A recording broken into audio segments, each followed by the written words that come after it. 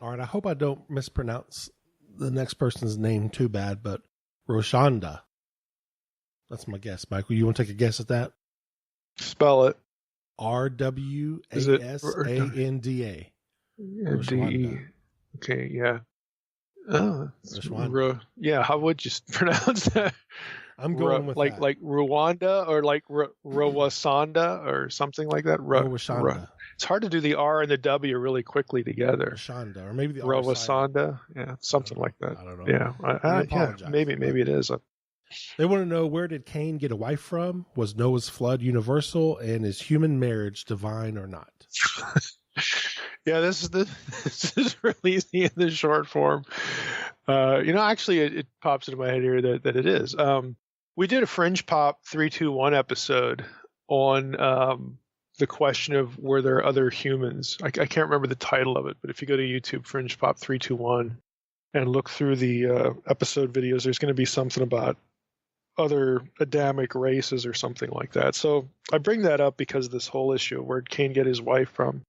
There's two possible answers. One is that there were other human beings around at the time, and there are things in Genesis 4 that would make you think that. This whole thing about Cain having a wife is just one of three things in Genesis 4 that sort of suggest that, or have suggested that, to other people. And the other one is that, he gets a wife from those of his own relation, his own extended family, from Adam and Eve.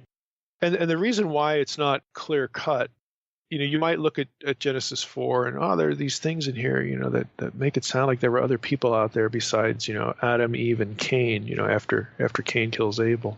Like Cain goes and he moves and then he builds a city. Well, did he do that all by himself? Well, it sounds like there are other people, or he's afraid that somebody's going to kill him. Well, supposedly they're the only ones there. So, who's out there that's going to kill him, So there are these things that hint that there are other people. But the problem is that these narratives in Genesis don't give you any scope of time.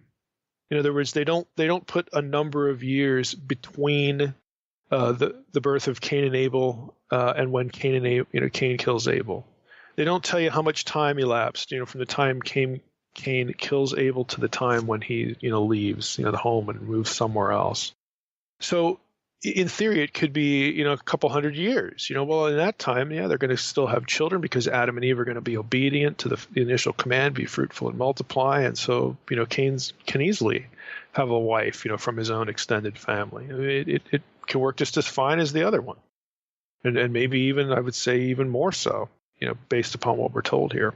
So, that's how you approach that. But again, you could look at the video and get a little bit more on that. The flood was the flood universal. I would say go up to my website or Google drmsh.com and put in the words local regional flood, and you're going to find the post I did on how you could articulate how you could demonstrate that the flood is local from the text of Scripture. Doesn't mean it was. You could take the language as universal, and many do.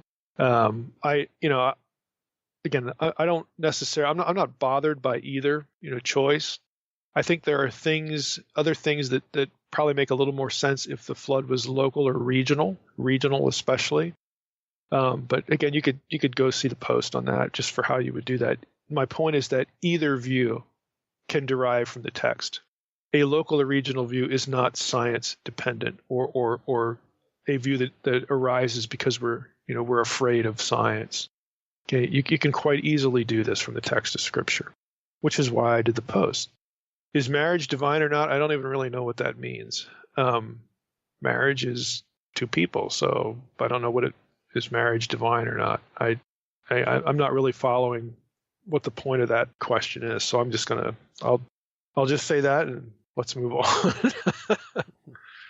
I'll say yes, just to make my wife happy. Well, I mean, if the question is the union of male and female, man and woman, okay, is that God's definition of marriage? Well, that's pretty obvious, yeah. But I don't know that that's what the question is angling for, so I don't really know what to do with it. Well, unless your husband or wife nags you, then it's not that divine, but... Yeah.